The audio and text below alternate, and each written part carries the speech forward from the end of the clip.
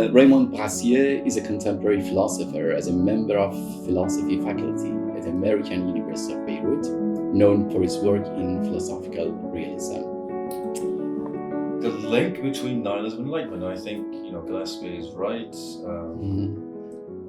But other writers, basically, I started to notice that, especially in post-Heideggerian continental philosophy, the Enlightenment becomes this. It's not the origin of nihilism.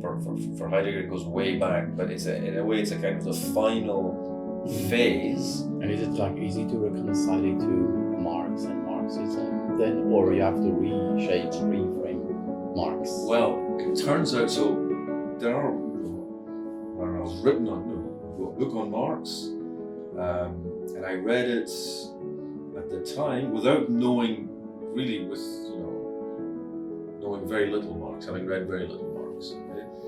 And now that I've read Marx, I think that Laruelle's project, in a way, is not, unfortunately, he's not. I think he's a brilliant thinker, but I think it's not as radical as it would like to be. The critique becomes institutionalized when you can make a living by pointing out what's terribly wrong about the world, but also the impossibility of changing it. Perhaps reflection is wrong to assume that it can reflectively comprehend, how the world,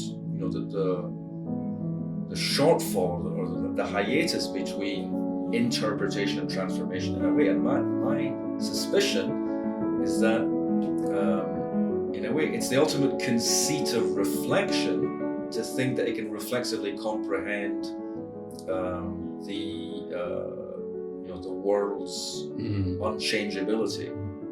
The question is that maybe we don't know, and that's not something that can be kind of conceptually comprehended.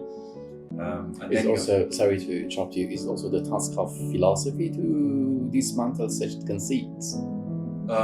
No, because philosophy has to realize that it's people. This is Marx's starting point, is that the real movement, or communism is the real movement, it's people struggling against the conditions that make their life unbearable. Retain these Nietzschean premises.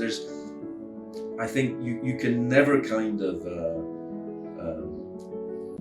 validate, or kind of, the distinction between kind of force and violence. So in a way, my points, and what I think is helpful about kind of Brandon's critique is, in a way, he's pointing out how a kind of crude Nietzscheanism, genealogy for him is just a kind of a byword for a kind of, Nietzscheanism, is.